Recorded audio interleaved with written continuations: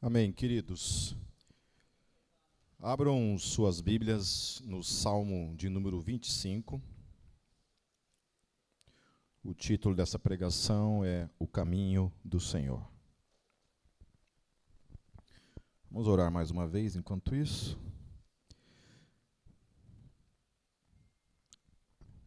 Senhor Jesus, somente por meio do Teu sangue precioso, que nós ousamos nos achegar ao trono da Tua graça. Todos nós não somos merecedores e muito menos dignos do Teu amor, da Tua presença constante, por meio do Teu Espírito em nossas vidas. Mais uma vez, Espírito Santo, nós colocamos nossas mentes, nosso espírito, nosso coração diante do Senhor. E oramos para que o Senhor traga luz sobre o nosso entendimento e que isso não fique apenas num conhecimento que não se manifeste de modo transformador na nossa vida, mudando o nosso ser. Que nós oramos em Teu nome, Jesus. Amém.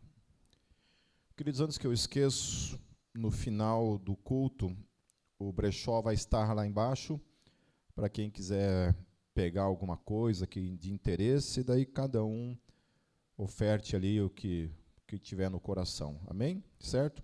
O que não for pego hoje vai ser conduzido lá para a Cross, para também servir para um outro propósito lá. Amém?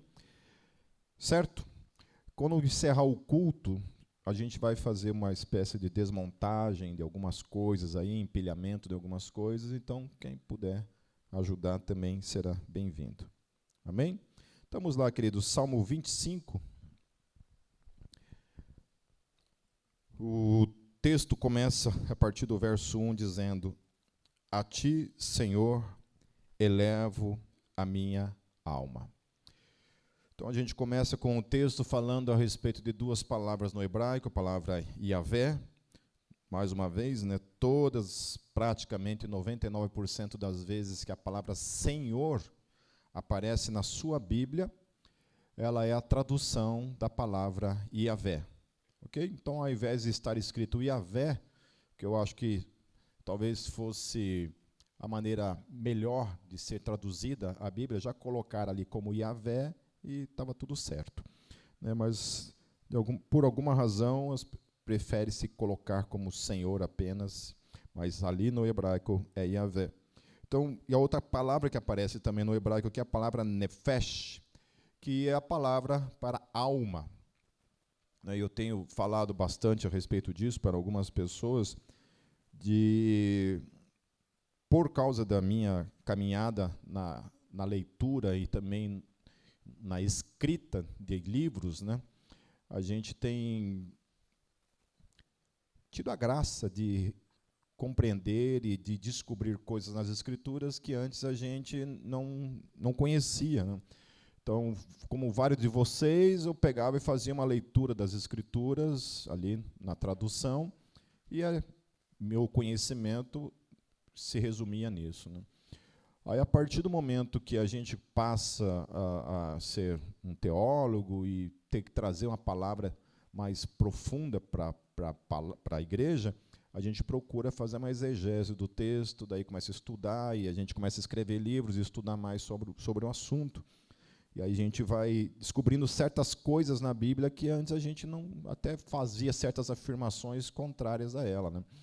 Então, hoje em dia, você tem que tomar muito cuidado com a internet, porque tem muita gente tendo, de alguma forma, na internet, uma espécie de palco onde se fala qualquer coisa sem que tenha um filtro e alguém, muitas vezes, aquele que está ouvindo aquilo, assistindo aquilo, nem sempre tem um conhecimento teológico para contra-argumentar com aquilo, e muitas vezes sai acreditando em tudo que tem na internet.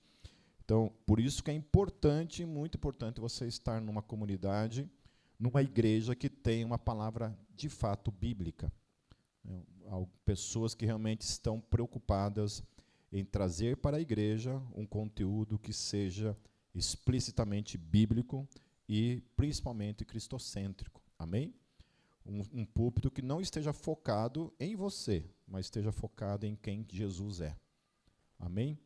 Então, dentro dessa questão do Nefesh, por exemplo, até poucos tempos atrás, eu entendia que os animais, por exemplo, não eram possuidores nem de alma e nem de espírito. E ao escrever o livro, estou escrevendo um livro chamado Imortalidade da Alma,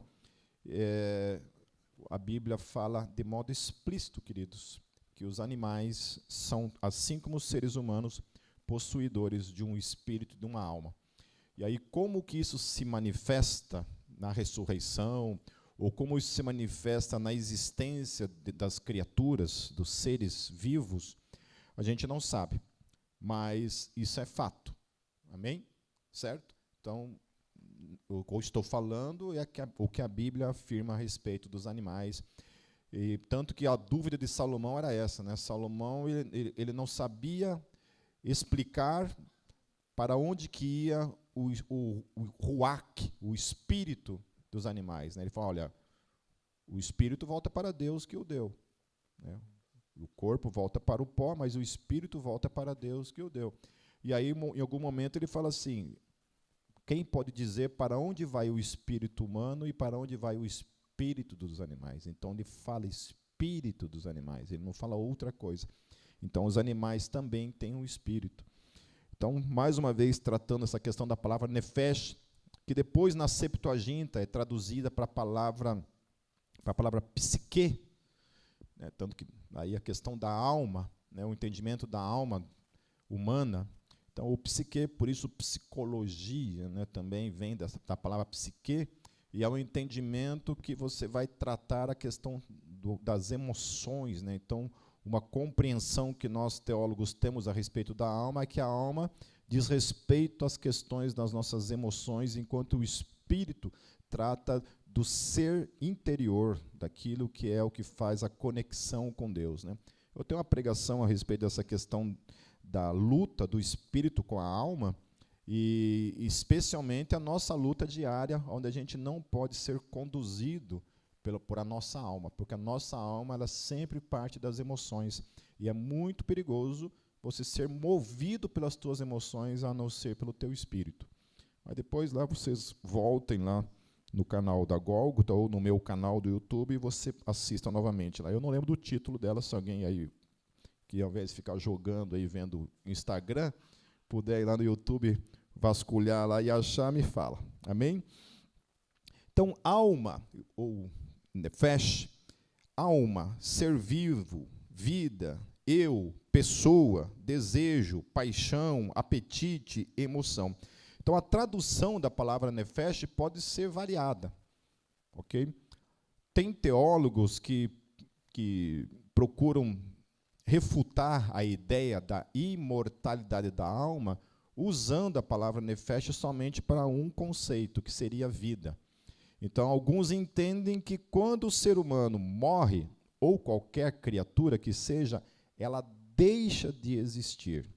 No conceito dos mortalistas, deixa de existir. Por quê? Porque nefesh é a vida. Então, se você morre, você deixou de ter vida, portanto, a tua alma também morre. E morrer ali, queridos, alguns falam sobre o sono da alma. O sono da alma, esse termo sono da alma, é um migué.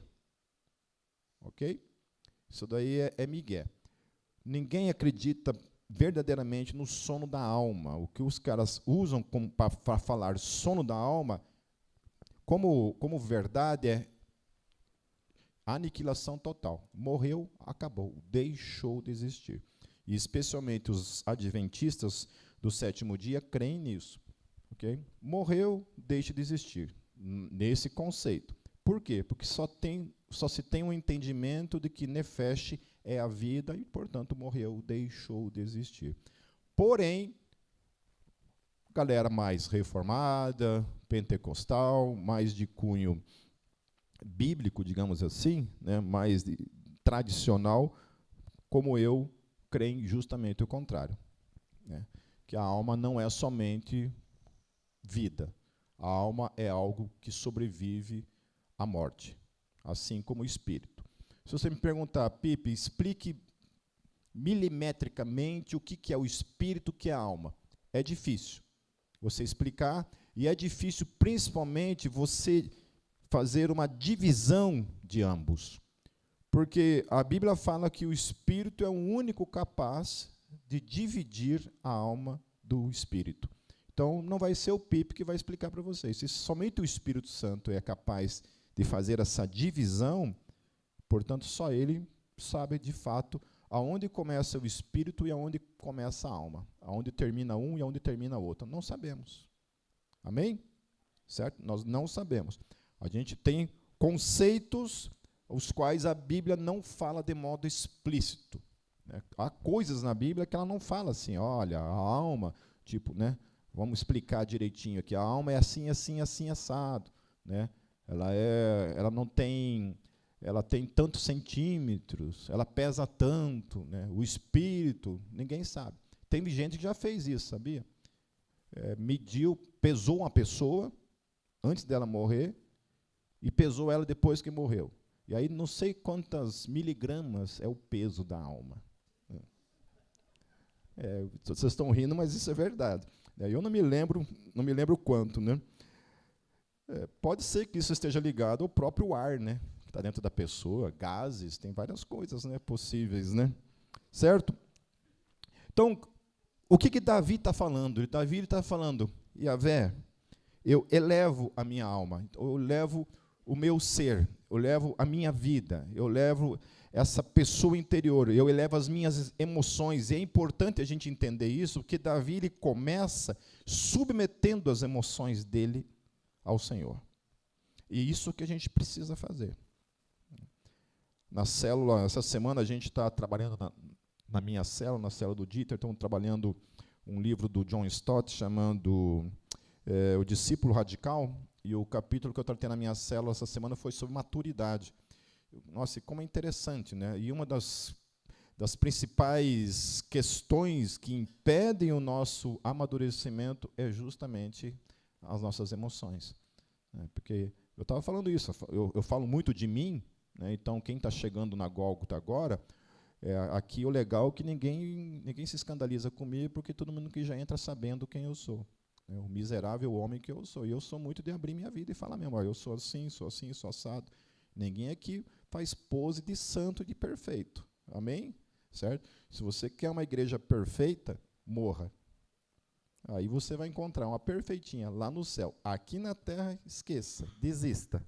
Amém? Então, falando sobre essa questão, né, porque muitas vezes eu fiz 54 anos agora em fevereiro, e eu estava falando de situações que acontecem, né, em casa, nas minhas relações, tanto em casa quanto fora de casa, com pessoas. Eu fico pensando que, às vezes, cara, eu paro para refletir acerca de mim mesmo e eu me percebo um menino, ainda uma criança, né? Birrenta, mimada, chorona, de verdade. Às vezes a minha vontade é literalmente fazer que nem uma criança, se jogar no chão e ficar se batendo, chorando, sabe? Que nem uma criança. Obviamente que eu não faço isso, tá? Se você está pensando que eu faço, né? Obviamente que eu falei, mas a vontade é essa. Dentro de mim eu faço. Dentro de mim eu me vejo me jogando no chão, chorando, berrando, né? Então, por causa do quê? Das nossas emoções. E aí, o processo da maturidade, dentro daquilo que a gente estava tratando, é que quando Pedro, principalmente, vai tratar a questão da maturidade, ele vai falar que uma das questões são a inveja, os ciúmes, é justamente a manifestação desses pecados da alma, esses sentimentos da alma que nos impedem de amadurecer. E esse é o nosso desafio. Amém? Lá no verso 2 ele continua, em ti confio, ó meu Deus. Não deixes que eu seja humilhado, nem que os meus inimigos triunfem sobre mim. E essa palavra, então, confio, que é a palavra batak, que é confiar e estar seguro, Então, o que ele está falando para Deus, Davi está falando, olha, a palavra Deus é Elohim. Então, também, todas as vezes que aparecer a palavra Deus no Antigo Testamento, na tua Bíblia, é ou Elohim, ou El Leon. Maioria das vezes esmagadora vai ser Elohim, ok? Ou El. Essas duas palavras. Então, El é Deus na língua hebraica, Elohim é o termo plural da palavra El, né, ou majestático, como alguns também gostam de falar. Eu prefiro falar aquilo que a Bíblia revela, a Trindade. Elohim é o plural de El. Desde o início, Gênesis 1:1, a Bíblia começa revelando Deus como um ser plural em si mesmo. Lá começa. Depois vocês assistem uma série que eu também dei para vocês, uma época, que é A Natureza de Deus, onde eu vou falando toda a revelação progressiva das Escrituras, até preparando o terreno para a revelação conclusiva no Novo Testamento.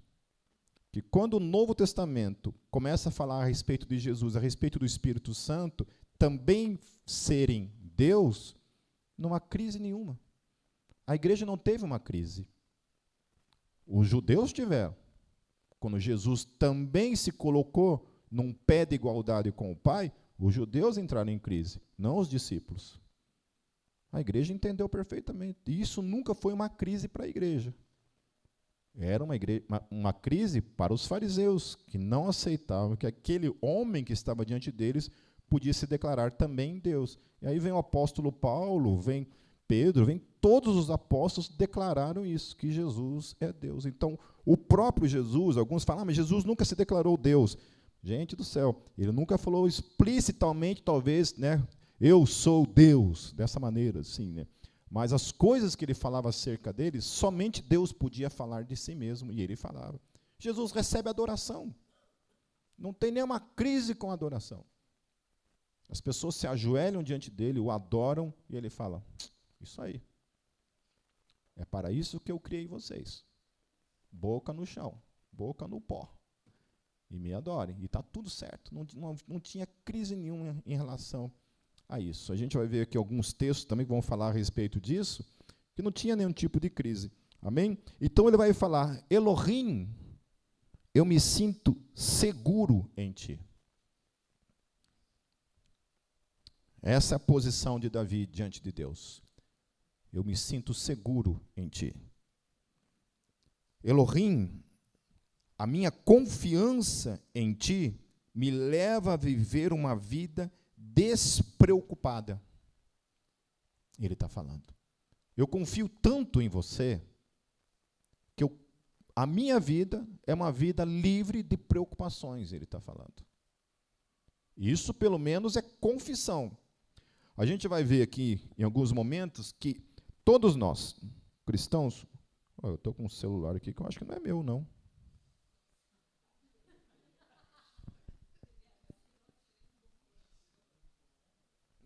Apareceu um coraçãozinho aqui, eu falei, isso aqui não é celular. Se fosse um cactus, aí era meu, agora não apareceu um coraçãozinho aqui. A gente vai ver, queridos, que não há nenhuma crise na Bíblia entre a confissão da praxis na nossa vida. Que nem sempre aquilo que a gente confessa é de fato aquilo que a gente tem como praticidade na nossa Bíblia. E não tem crise nisso, nas Escrituras. Em nenhum momento o Novo Testamento afirma que você literalmente, aquilo que você confessa é aquilo que de fato você é ser 100% na sua vida. Então a Bíblia, ela dá um espaço, não justifica, mas ela dá um espaço para que a confissão e a nossa porca praxis da vida caminhem juntas. Vocês vão ver no próprio texto de Davi. Mas a preocupação de Davi aqui nesse texto, ela é bem pontual. Ela confiava que Deus não permitiria que os inimigos dele triunfassem sobre ele. Davi ele sofreu 2 tipos de perseguição durante a sua vida, né? A primeira veio da parte do rei Saul e depois veio do próprio filho, que se revoltou contra ele, que foi Absalão. Tem um livro do pastor Caio Fábio, muito antigo, inclusive tem uma pregação dele muito antiga, chamada O Drama de Absalão. Pode anotar isso se quiser no teu celular, depois você chega em casa, coloca no YouTube e você escute isso. O Drama de Absalão. Aonde ele, de uma maneira assim fantástica, ele descreve o caminho de Davi até o momento em que ele cai com Betseba e depois todo o desenrolar de destruição que acontece com a sua família, que culminou, infelizmente, na própria revolta de Absalão e a morte de Absalão por causa disso, né? Então, é importante também que a gente leia, que vocês escutem essa pregação. Amém? Então, ele estava sofrendo um tipo de perseguição aqui, e ele está clamando a Deus, olha Deus, eu estou passando por esse tipo de perseguição. Ao mesmo tempo, ele confia em Deus, mas ao mesmo tempo ele está preocupado com a perseguição que ele está sofrendo. Vocês estão entendendo? Que há espaço na vida cristã entre a confissão, Deus, eu não me preocupo, mas enquanto isso a nossa alma se preocupa.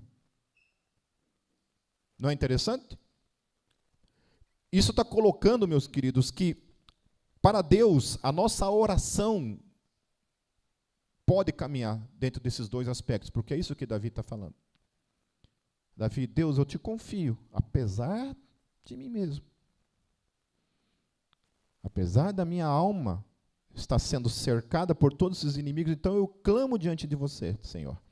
Não deixe que os inimigos triunfem sobre mim. Isso é importante a gente olhar, porque a minha geração, pelo menos dos anos 90, foi uma geração muito influenciada por uma supervalorização do reino das trevas e uma supervalorização do poder de Satanás.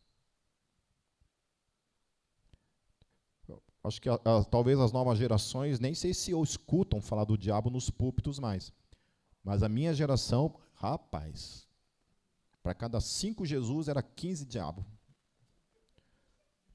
Tudo era literalmente o diabo, verdade. Tudo era o Satanás. Tanto que, por causa disso, eu queimei todos os meus vinis, né? Porque tudo aqueles vinis eram do diabo. O cara foi categórico. Meu querido, eu tenho um monte de vinil lá de banda punk lá em casa, né? Que você acha disso? Falei, é de Jesus? Falei, olha que não, viu? Está longe de ser. Então, o que não é de Deus é do diabo. Queime tudo. E aí eu botei fogo em tudo, né? Como eu queria voltar numa máquina do tempo naquele dia, dar uma bicuda em mim mesmo, pegar os meus vinis e voltar para o futuro aqui com eles hoje, né? Mas era isso, tudo era o diabo. Então os conceitos eram esses, né? Você não podia usar, por exemplo, uma cruz. Não podia ter uma cruz. Porque o argumento era que maldito aquele que for pendurado no madeiro. Portanto, você não podia ter uma cruz porque a cruz era sinônimo de maldição. Então, você não podia usar uma cruz. Teve coisas que a gente ficou sabendo, por exemplo, né, de que, por exemplo, os demônios se alimentavam de sangue. Então, as mulheres, quando naquele período, tinham que tomar cuidado até com seus absorventes, porque, né, não podia ser de qualquer jeito, tinha que tomar alguns cuidados, porque senão os demônios sentiam o cheiro e vinham na tua casa ficar se alimentando. É isso aí, gente. É daí para pior. Então, assim, e aquela coisa, sabe, o diabo ele tinha um poder, assim, uma coisa assustadora, e não era uma coisa, assim, submissa a Jesus. Era uma coisa no mesmo ou até mais do que o poder de Jesus nas nossas vidas. Era uma coisa assim assustadora. E eu estou falando coisas pequenas para vocês, mas é que vocês nunca foram num congresso da afinada Neuza Etioca, para vocês terem uma ideia do que era. Entende? Nem se coçar você podia no congresso. Porque se você se coçasse, eu estou falando de alguém que estava num congresso e ouvi isso da boca da pessoa falando. Se você se coçar, é um demônio saindo de você. Se você bocejar, é um demônio saindo de você. Entendeu? Aí, meu querido, você fica assim, ó. E pior que se você falar, não se coce, aí que começa a coceira em tudo que é canto do teu corpo, né? E aí não podia se coçar, né? E aí a hora que chegou no questionário, né? Você escuta música rock? Aí você nunca podia colocar o xizinho ali, porque se você colocasse o xizinho, era direto para uma salinha ali, aonde ia expulsar o demônio da tua vida. Amém? Então, essa supervalorização do diabo. E aí, olha o que João 12, 31, ou seja, antes de qualquer desses movimentos cogitarem de existir, antes da Neuza Etioca nascer, antes desses movimentos de batalha espiritual nascerem, antes desses conceitos de que carregar isso, usar aquilo, ouvir isso, ouvir aquilo. Por exemplo, completando a frase, antes disso tudo, Jesus e o Novo Testamento já revelou alguma coisa a respeito de Satanás, a respeito do inimigo das nossas vidas. Antes de tudo isso. Então essas pessoas não precisam vir querer me ensinar absolutamente nada acerca de quem é Satanás, porque o Senhor Jesus, o Novo Testamento, já deixou bem claro quem ele é e qual o futuro dele. Amém? Certo? Amém? Então, antes desses conceitos nascerem e virem falar essas coisas acerca do diabo, o Novo Testamento já revela. Eu ia falar uma coisa aqui, voltei e esqueci. Mas, por exemplo, lá em João 12, 31, o texto fala assim categoricamente, olha o que Jesus fala. Chegou a hora de ser julgado esse mundo. Agora será expulso o príncipe deste mundo. Antes de Jesus ser crucificado, ele fala, chegou o dia em que Satanás vai perder o poder dele sobre os meus, sobre mim e sobre você. Vocês entenderam perder o poder? Que ele não tem mais poder algum sobre nós? Antes ele mandava e desmandava em nós. Agora não mais.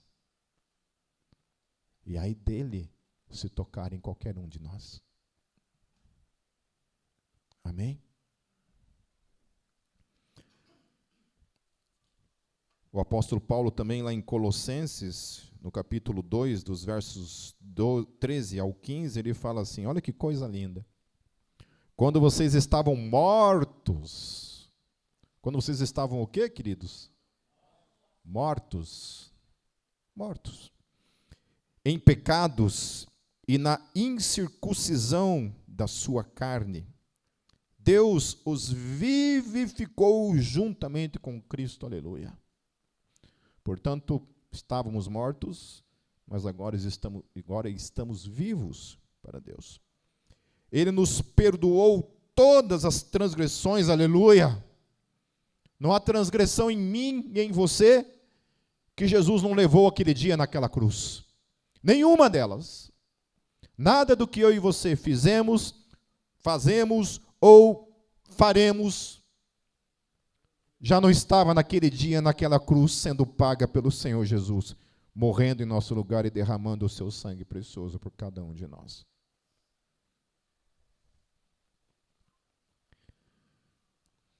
Ele nos perdoou todas as transgressões e cancelou a escrita de dívida que consistia em ordenanças e que nos eram contrárias. Olha que coisa interessante.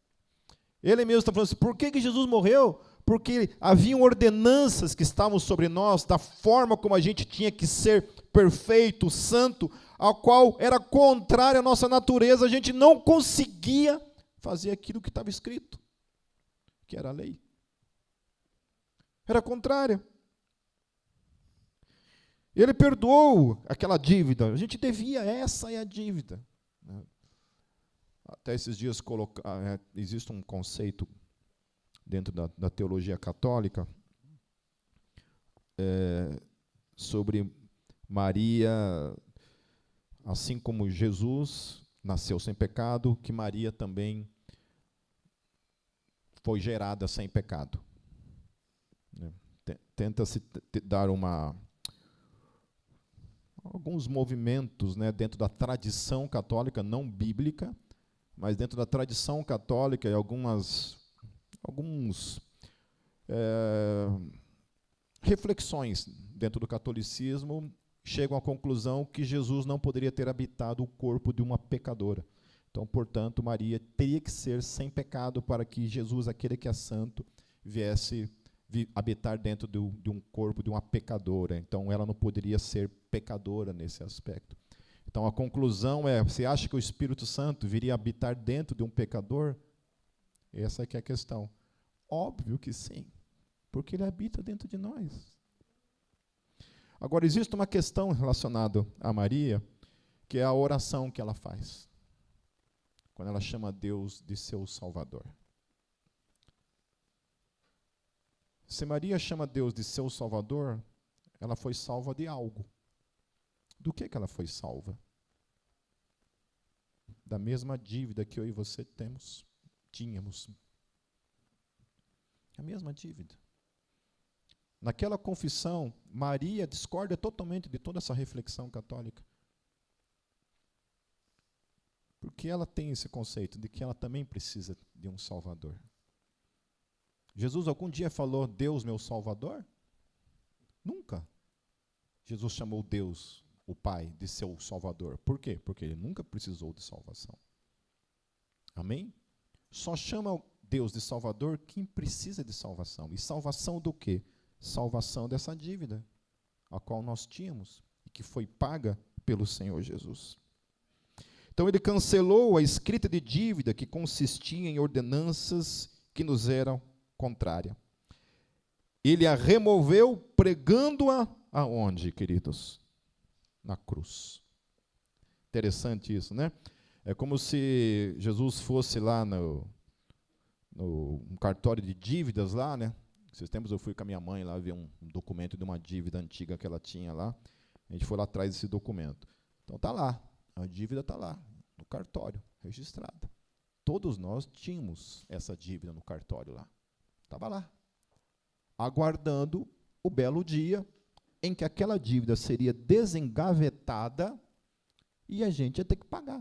Porque se tem dívida com Deus, não tem quem te faça fugir dessa dívida e você deixar de pagar essa dívida. Você vai ter que pagar essa dívida. Eu e você. Amém? Para nossa sorte, o Senhor Jesus foi lá e pegou todas as dívidas que eu e você tínhamos, chegou na cruz e cravou lá. Escreveu com o seu sangue, está consumado. Está pago. Nenhum deles tem dívida mais alguma. Aleluia! Aplauda, queridos, o Senhor Jesus.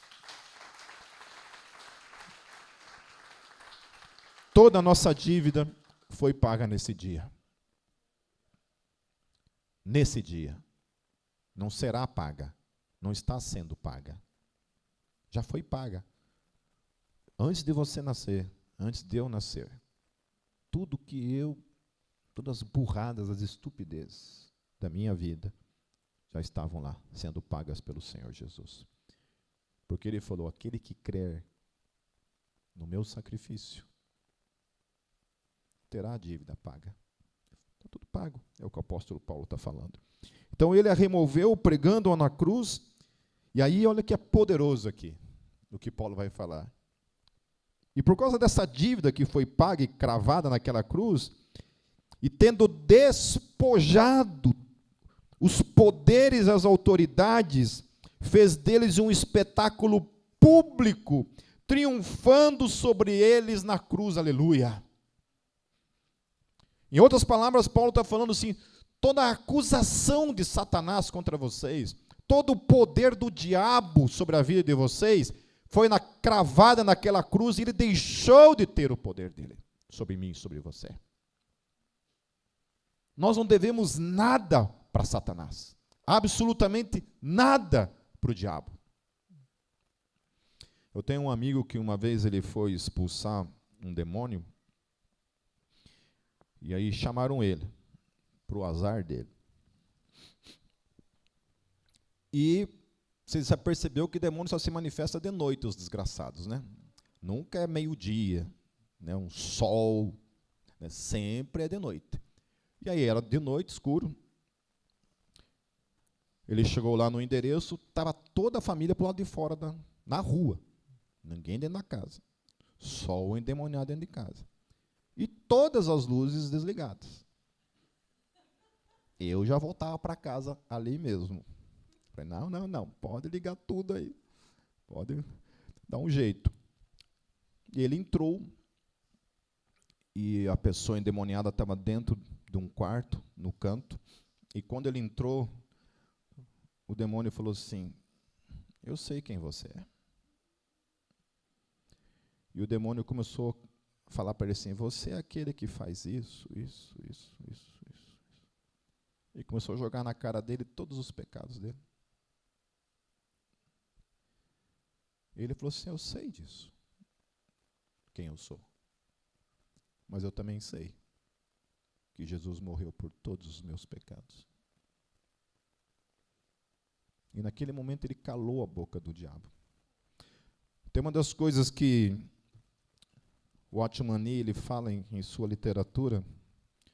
Para mim, o Watchman Nee talvez tenha sido assim, o maior teólogo de todos os tempos. Especialmente no livro A Vida Cristã Normal, que é um livro, queridos, que todos vocês têm a obrigação de ler uma vez na vida. Eu já li ele dezenas de vezes. Mas todos vocês deveriam ler uma vez na vida, para entender o que é a salvação.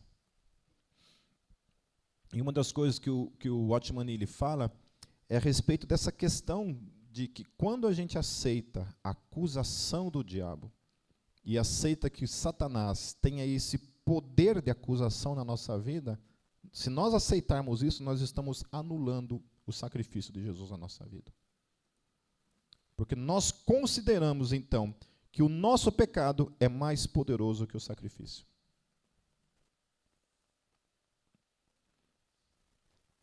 Tem uma frase de um teólogo, que eu não vou lembrar agora o nome dele, onde ele fala isso, que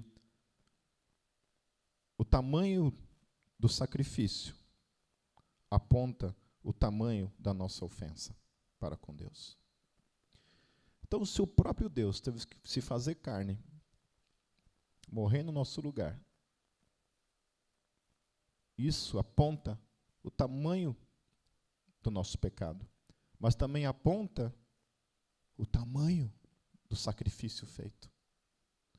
E aí, meu querido, se aquilo ali não foi suficiente para pagar os nossos pecados, nada mais é. Então, o que a gente faz? Se o sacrifício de Jesus não é capaz de calar a boca do diabo e a gente acreditar naquilo que as Escrituras dizem acerca de Satanás e do seu poder, nada mais será capaz de nos livrar do poder de Satanás, da acusação do diabo, da condenação que o pecado traz sobre as nossas vidas. Portanto, nos apossemos das Escrituras, que diz que Satanás perdeu o seu poder sobre nós, de que ele foi despojado lá na cruz. Que quando a cruz foi levantada e o sangue do Senhor Jesus foi derramado naquela cruz, foi expulso o príncipe deste mundo. E ele deixou de ter o seu poder sobre a sua igreja. Aleluia. E aí, por isso que eu não creio no milênio que virá. Não creio que Jesus voltará e implantará um reino de 1000 anos sobre a face da terra. Para mim isso é uma coisa assim que não tem fundamento bíblico algum.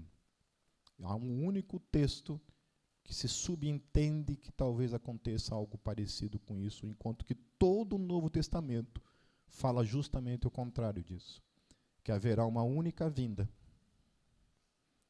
Uma única vinda, em que os justos e os pecadores prestarão contas das suas vidas diante do Rei,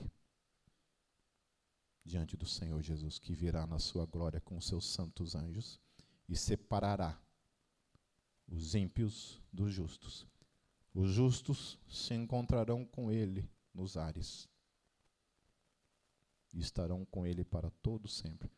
Irão morar com ele naquele lugar que ele fala: vou preparar-vos lugar, e quando voltar, buscarei vocês, para que aonde eu estiver, vocês estejam comigo para todo sempre. Aleluia. Aleluia. Amém, queridos? Lá em Apocalipse 20:10, olha o que fala. O diabo que as enganava foi lançado no lago de fogo que arde com enxofre. Esse é o pré-conhecimento que Satanás tem acerca do seu futuro.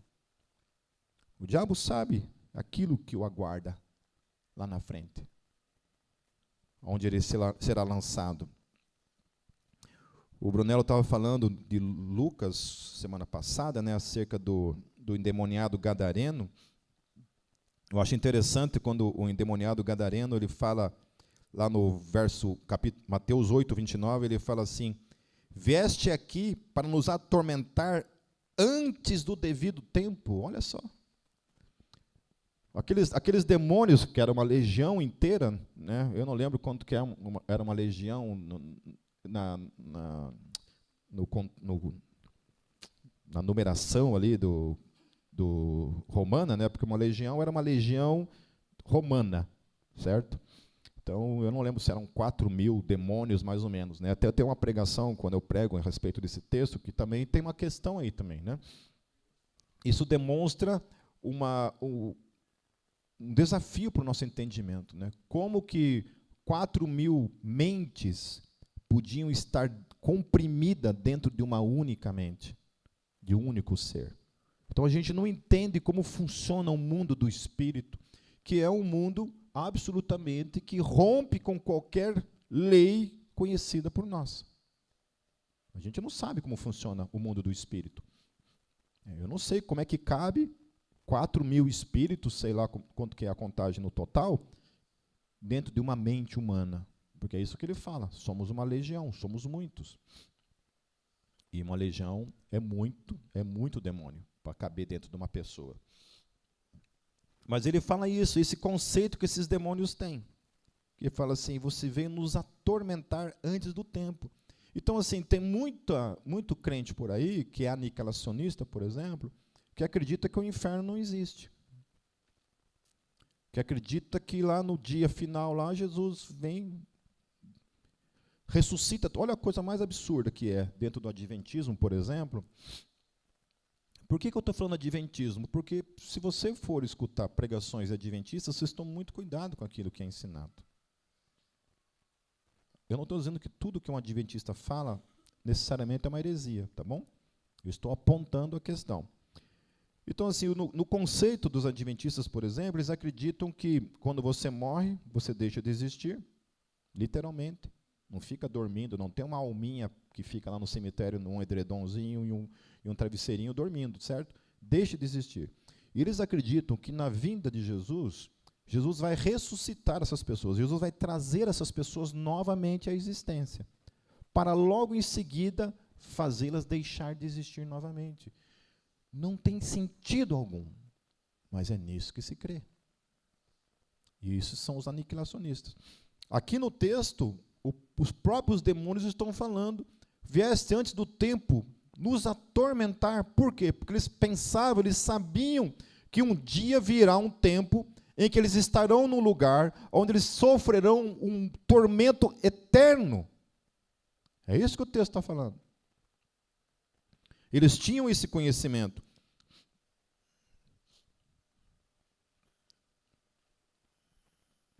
E lá em Lucas também, né? Eu não esqueci de anotar aqui o texto de Lucas, que é a passagem paralela. O autor de Lucas fala que o demônio falou também assim: olha, vieste aqui, desculpa. Os demônios falam para ele: não nos lance no abismo. no abismo. E aí você vê lá em Apocalipse 20, 1-3, olha o que João vê. Vi descer do céu um anjo que trazia na mão a chave do abismo e uma grande corrente. Ele prendeu o dragão, a antiga serpente, que é o diabo, Satanás, e o acorrentou por 1000 anos, lançou-o no abismo, fechou-o e pôs um selo sobre ele, para assim impedi-lo de enganar as nações, até que terminassem os 1000 anos. Depois disso, é necessário que ele seja solto por um pouco de tempo. Então, esse abismo é esse lugar que os demônios estavam com medo de serem lançados. Olha, não nos lance no abismo. Amém? Certo? Então, tem crente que não acredita no inferno, tem crente que não acredita no abismo, tem crente que não acredita que exista vida pós-morte, que não existe existência pós-morte. E aqui eu estou afirmando categoricamente que, à luz das Escrituras, existe o inferno, existe um lugar chamado abismo, existe um juízo vindouro, há algo que sobrevive à morte, porque não faz sentido algum Paulo falando, o meu tempo da minha partida está chegando. Quem deixa de existir não parte para lugar nenhum, queridos. Só parte para algum lugar algo que permanece existindo. Então ele estava afirmando categoricamente acerca da sua morte, que a sua morte estava chegando e, portanto, a sua partida estava chegando. E aí, quando ele fala da sua morte, ele fala, morrer para mim é lucro, porque morrer é estar com Cristo. Paulo não falava, para mim morrer é Cristo, porque eu vou deixar de existir. Para mim morrer é lucro, porque morrer é estar com Cristo. Mas por causa de vocês, aí ele, olha que coisa mais clara que qualquer criança entende. Mas por causa de vocês, eu prefiro permanecer na carne. Eu prefiro permanecer nesse corpo por causa de vocês. Alguns adventistas falam que ele está falando da ressurreição. Não, porque a ressurreição é no corpo. Ele está falando, o meu desejo é esse desejo da morte, a morte para mim é isso, é estar com Cristo. Mas por causa da igreja, eu prefiro permanecer no corpo, eu prefiro não morrer, é o que ele está falando. Amém? No verso 3, nenhum dos que esperam em ti ficará decepcionado. Decepcionados ficarão aqueles que, sem motivo, agem traiçoeiramente. Mostre-me, Senhor, os teus caminhos. Ensina-me as tuas veredas. Quando ele fala de caminho, né? Jesus ele fala uma coisa muito interessante e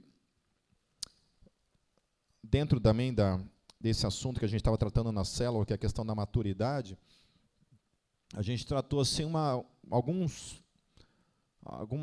posicionamento de vários líderes no mundo acerca da maturidade da igreja, de modo geral, né? É inegável que nós estamos tendo ainda um boom, um crescimento explosivo da igreja no mundo todo. A gente tem visto acontecendo isso no Irã, a gente tem visto isso acontecer em várias regiões ali do Oriente Médio, né, países que antes eram dominados pelo islamismo, milhares de muçulmanos se convertendo à fé cristã. A África, que antes era, né, até pouco tempo atrás, era um continente quase que todo dominado pelo islamismo, hoje praticamente está sendo dominado pela igreja. Aleluia. Amém? Certo? Então, está acontecendo um crescimento explosivo. Porém, e aí é uma das coisas que a gente precisa também refletir. O quanto disso, de fato, é algo real, verdadeiro e que está sendo transformado de mudança verdadeira na vida das pessoas e numa relação verdadeira com o Senhor Jesus, que nem o Lucas estava falando agora há pouco. O quanto disso realmente revela pessoas que de fato têm uma relação com Jesus de Nazaré. Eu estava falando isso, colocando em xeque isso. Daí, vários líderes, quando olham para as suas igrejas hoje, falam assim, cara, eu não sei dizer. Eu não sei dizer quantas pessoas da minha igreja eu posso considerar essas pessoas são maduras. Não maduras no sentido que já faz 40 anos na igreja, não é isso. Isso não é maturidade. Uma pessoa pode ser madura na fé com meses de caminhada. Uma pessoa pode ser um bebê na fé com 40 anos caminhando com Cristo. Tanto que a gente, trabalhando na célula, trabalhava essa questão textual, onde o apóstolo Paulo ele fala, olha, eu tenho que ficar dando leitinho para vocês, ou seja, mamadeira. Eu tenho que ficar trocando as fraldas de vocês. É o que o apóstolo Paulo está falando. Para mim e para você. Porque se eu encontro no meio de vocês divisão, ciúmes, fofocas, brigas, esse tipo de coisa, eu não posso dar nada sólido para vocês. Aí eu fico pensando, puxa vida, né, cara? Eu acho que Paulo ele fala assim, teve coisas que Paulo não escreveu. Se ele revelou tudo o que foi revelado a ele, não sei. Mas a impressão que às vezes eu tenho é que tinham coisas que Paulo gostaria de ter ensinado nas suas cartas e que não foi ensinado porque, infelizmente, a igreja não tinha maturidade para lidar com aquelas coisas. Né? Imagine se ele tinha que, muitas vezes, ficar explicando as coisas. Né? Tinha horas também que ele não explicava também nada. Tem hora que ele falava certas coisas. Se gostou ou não gostou, o problema é teu. Né? Para mim, Romanos 9, assim, olha, ele fala, o que você está reclamando? Quem que você pensa que você é? Quem é você, criatura, para querer reclamar do Criador? O vaso pode reclamar para o oleiro, por que você me fez assim? E ele fala, quem é você, homem, para reclamar?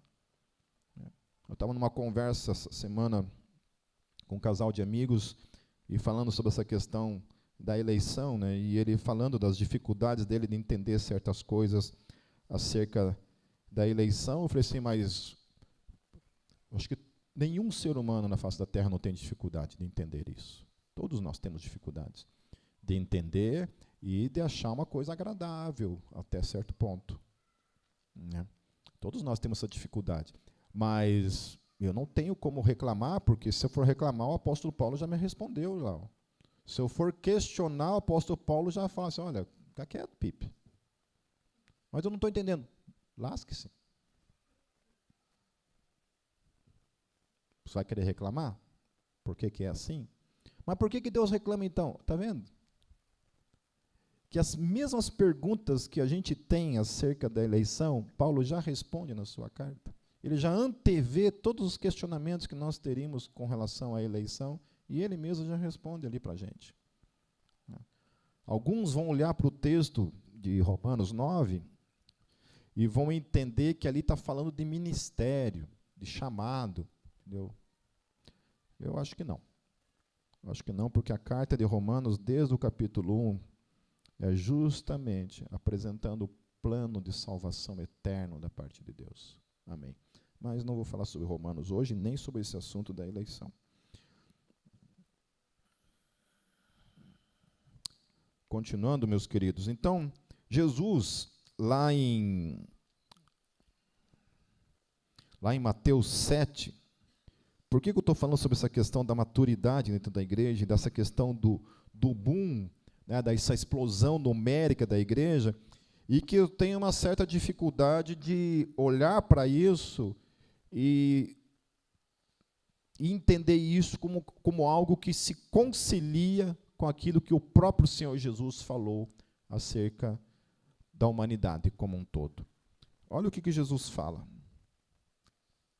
Entrem pela porta estreita, pois larga é a porta e amplo o caminho que leva à perdição.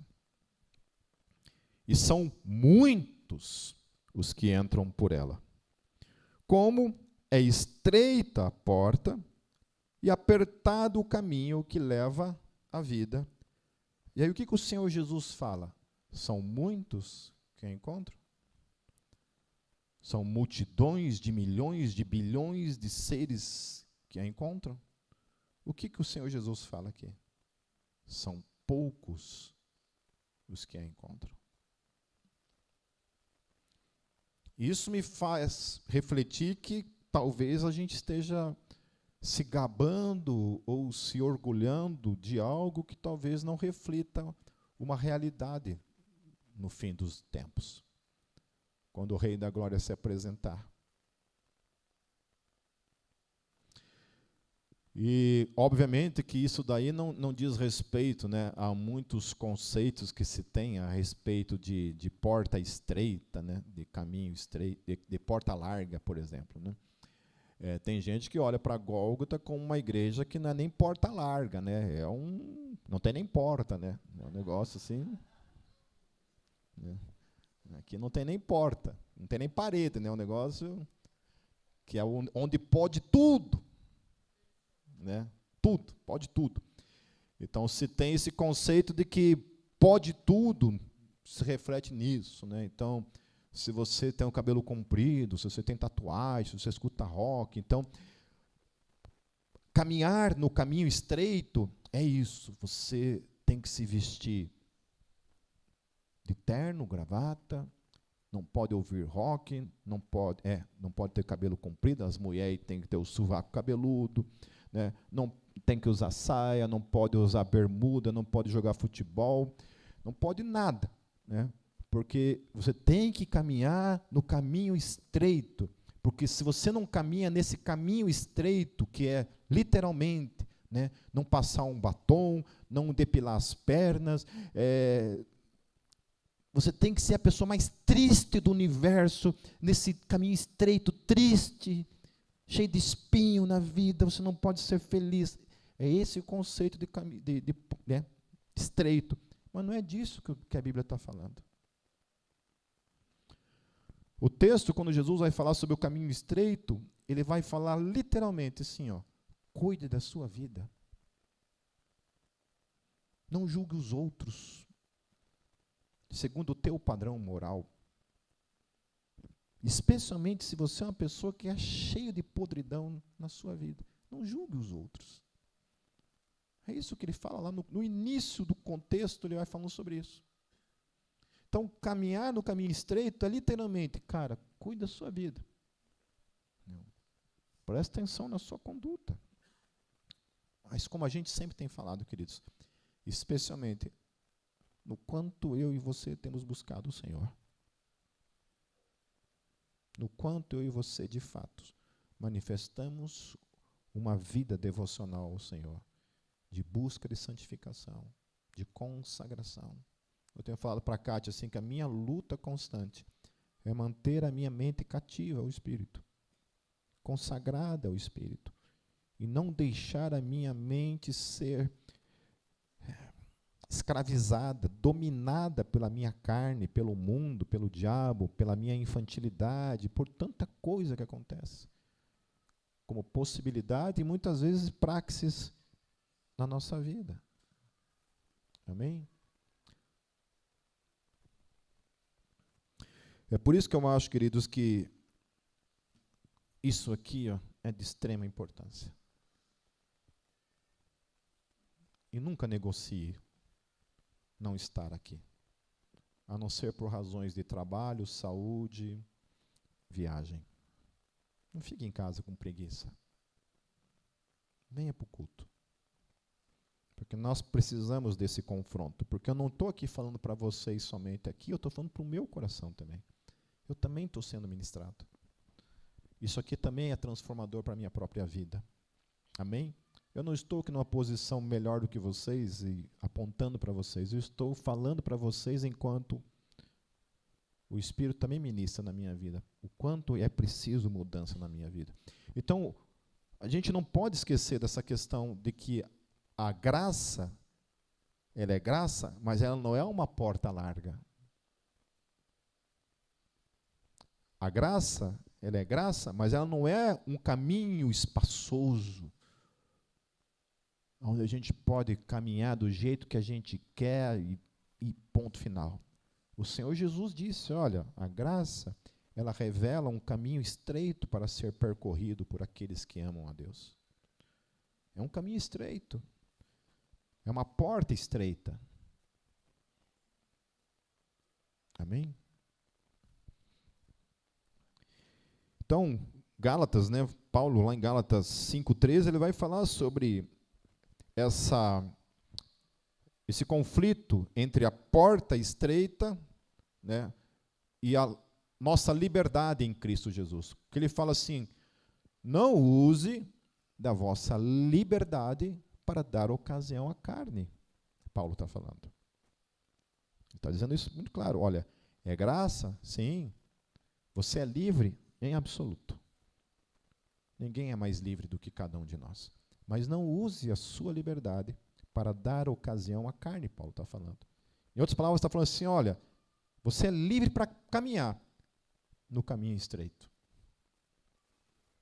Nós não somos livres para caminhar fora desse caminho. Nós não somos livres para optar e caminhar num caminho largo, espaçoso, pensando que um dia, no final das contas, por causa da graça, nós seremos salvos. Então a Bíblia estabelece muito claramente para mim e para você o caminho do Senhor, o caminho que nós temos que andar, que é o caminho estreito, da porta estreita. E que aqueles que optam como homens e mulheres livres para caminhar em outro caminho, que não é esse caminho, está trazendo sobre si condenação e está em absoluto equivocado acerca da sua própria salvação. E que Deus tenha misericórdia de nós, queridos. Que Deus tenha misericórdia de mim e de cada um de nós. Que Deus não permita, em nome de Jesus, que a gente se engane a nós mesmos. Por crer na eleição, eu creio que nós estamos seguros de alguma forma. Mas isso não me dá o direito de, por mais que creia nisso, fazer uso disso para dizer como alguns: então se é assim, então vou para a galera. Porque já que eu sou salvo, eu vou ser salvo de qualquer forma. As pessoas que falam esse tipo de coisa são pessoas de um nível de estupidez extremo. Extremo. Porque se não entendem que Deus te amou ao ponto de que você poderia morrer e ir para o inferno, e Ele, por causa da sua soberania, escolheu salvar você, ao invés de deixar você com suas próprias escolhas, porque o que é pior? Que tipo de Deus é pior? Um Deus que sabe que aquela pessoa é paralítica, é cega, é surda, é muda, está morta nos seus pecados, e diz para essa pessoa: saia daí. Levante. Caminhe. Aliás, nem fala, né? É um Deus que aponta a salvação e fala assim: te vira para chegar até lá. Vamos. O cara está morto. Vai, morto. Vai até lá. E esse morto, não sei de que forma, tem que sair de onde está, por si mesmo, por suas próprias forças, por sua própria vontade, e caminhar até a sua salvação. Ou eu prefiro crer num Deus que vai até mim, revela o seu poder e fala assim: você quer ajuda? Ele precisa me tirar daquela condição de miserável, de morto, de cego, de pobre, de nu, de esterco que eu sou, sepulcro caiado que eu sou, de parede branqueada que eu sou. Ele precisa me tirar daquela condição, me colocar numa posição em Cristo Jesus, para que aí sim, por meio do poder de Jesus e não por meio do meu poder, ainda permanece sendo a mesma verdade. Assim como o morto era incapaz de chegar até a cruz, chegar e alcançar a salvação, a mesma verdade continua sendo para cada um de nós. Nós não conseguimos por nós mesmos caminhar nessa salvação. Nós precisamos do poder de Deus para nos ressuscitar dentre os mortos, em Cristo Jesus. E nós precisamos do poder de Deus para caminhar até o fim nele. Senão nós estamos lascados. Amém? Posso preferir outro tipo de Deus que fale: vai, Pepe, está nas tuas mãos. Se vire. Dê teus pulos. Te espero lá no final. Beleza? Ó. Estou fora. Verso 5, queridos, estou encerrando.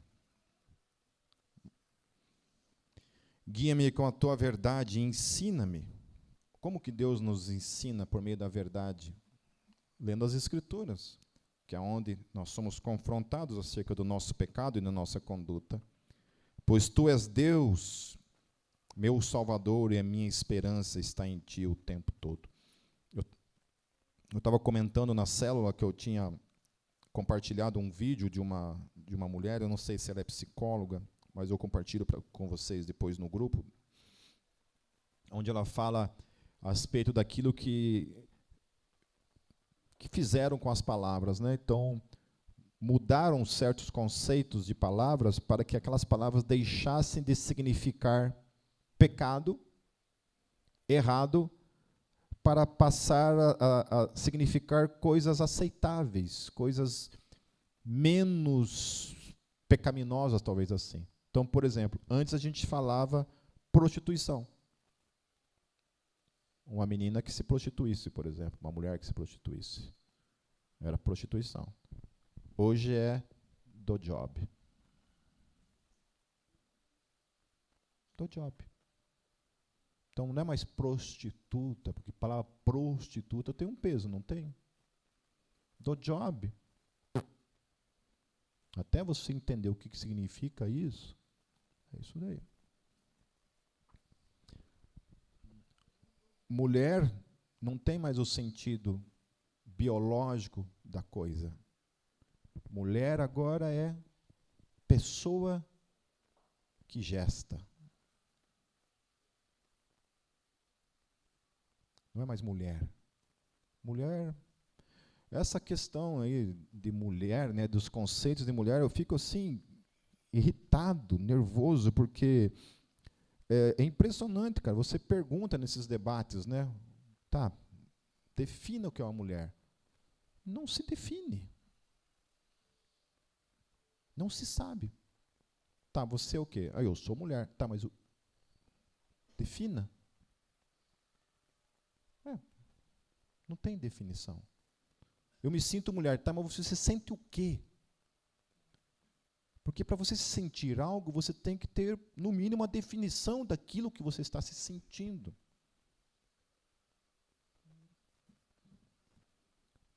Porque se a gente parar de dar a certas palavras a sua definição adequada, as coisas deixam de ter sentido. Então, por exemplo, o que é uma árvore? Ah, não sei. O que é um cachorro? Não sei. O que é um carro? Não sei. O que é uma casa? Também não sei. Cada um inventa o que quiser. O que é uma casa? Ah, isso aqui é uma casa.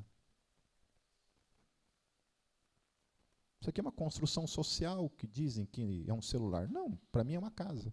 E por aí vai. Então, as palavras elas estão perdendo o seu sentido e, cara, eu aguardo mesmo eu espero mesmo que aquilo que aconteceu nos Estados Unidos, que é aquilo que o Timothy Keller fala no seu livro, acho que é Deus na Era Secular, onde ele fala que nos Estados Unidos o relativismo ele foi esticando tanto, mas esticou. Chegou no seu limite, as novas gerações dos Estados Unidos caíram em si. Deu. A gente está indo longe demais. O negócio ficou maluco. O negócio ficou fora da casinha, fora de limites. E agora, as novas gerações nos Estados Unidos estão se tornando mais conservadoras. Não é interessante isso? Lá. Só que até chegar aqui, a coisa ainda está esticando. Está esticando. Ao ponto da gente ver quem é a presidente da Comissão das Mulheres no Brasil. Um homem biológico, tomar todo o cuidado para falar isso, né? Um homem biológico se assenta na presidência para conversar acerca daquilo que é o melhor para as mulheres. Então é isso.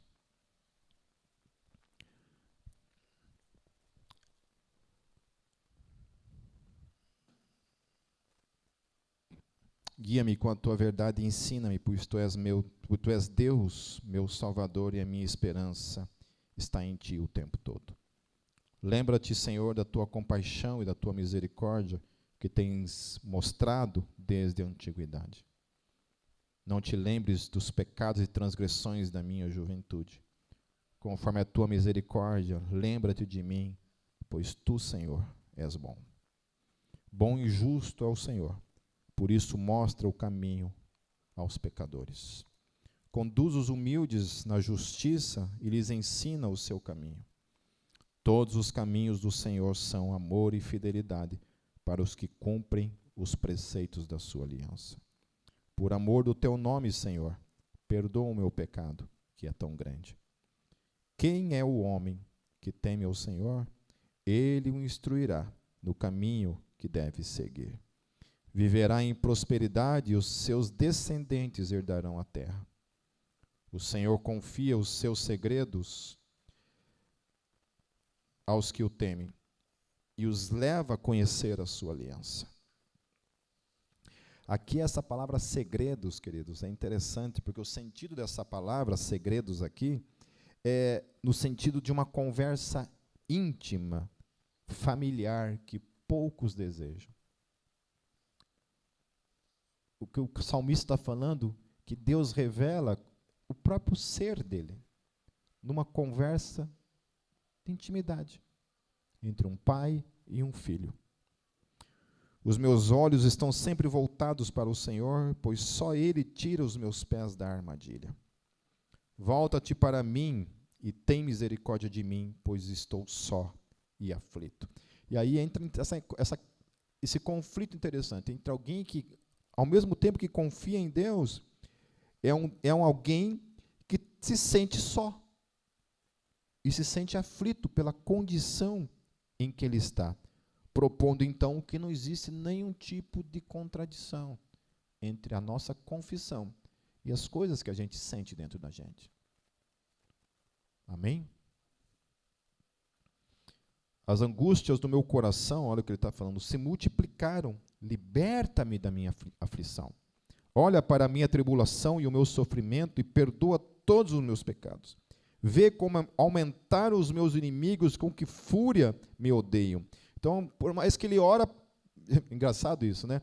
Parece que quanto mais eu oro, né, vamos falar no jargão, no ditado popular, quanto mais eu oro, mais me aparece a assombração, né? Em outras palavras, é o que ele está falando, quanto mais eu oro, mais amontou inimigo sobre a minha vida. Não é assim que muitas vezes acontece na nossa vida? Parece que quando você se coloca num propósito de orar, de jejuar, de buscar de coração, até os da sua própria casa se levantam contra você.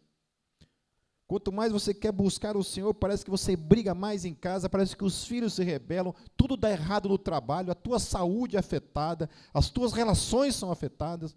O diabo começa a usar tudo e todos para romper essa busca na sua vida.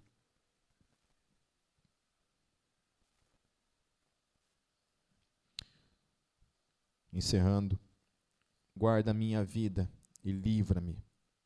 Não me deixes decepcionado, pois eu me refugio em ti. Uma outra tradução é envergonhado. Davi, ele sente vergonha da sua condição. E o temor dele é que os inimigos o envergonhem ainda mais. Que a integridade e a retidão me protejam, porque a minha esperança está em ti. Ó Deus, liberta Israel de todas as suas aflições. Amém. Amém, queridos. Pense um pouquinho acerca de tudo isso que foi falado. Reflita um pouco. Como é que está a tua vida, especialmente a questão da busca diária pelo Deus vivo? Qual foi a última vez que você tirou um dia para jejuar, para buscar o Senhor?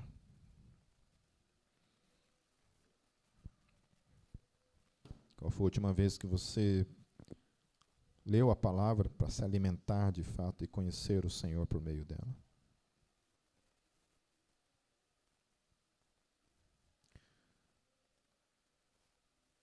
Deus, nós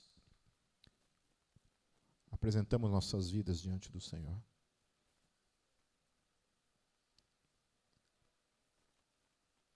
Colocamos diante do Senhor a nossa conduta, a nossa caminhada. O Senhor, melhor do que ninguém, sabe em que caminho a gente tem andado. Se é no caminho estreito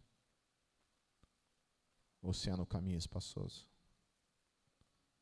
O Senhor sabe se nós temos usado da nossa liberdade e temos alimentado a nossa carne, Senhor. O Senhor sabe disso. O Senhor sabe o quanto a nossa mente tem sido uma mente consagrada ou não. Deus, tenha misericórdia de nós, Senhor. Tenha misericórdia de nós e nos ajude a nos voltarmos para o Senhor e buscarmos o Senhor. Caminharmos no caminho estreito, Senhor. Tenha misericórdia de nós, Senhor. Nós confiamos no Senhor, não em nós mesmos. Confiamos que o Senhor é o único que pode nos conduzir por esse caminho, que pode iluminar o nosso ser, para que a gente perceba a nossa imaturidade, aonde nós temos sido imaturos e temos sido impedidos de amadurecer e de crescer na estatura do varão perfeito. Tenha misericórdia de cada um de nós, Senhor Jesus. Espírito Santo, nos guie, complete a obra que você começou na vida de cada um de nós. É o que nós oramos em teu nome, Jesus. Amém.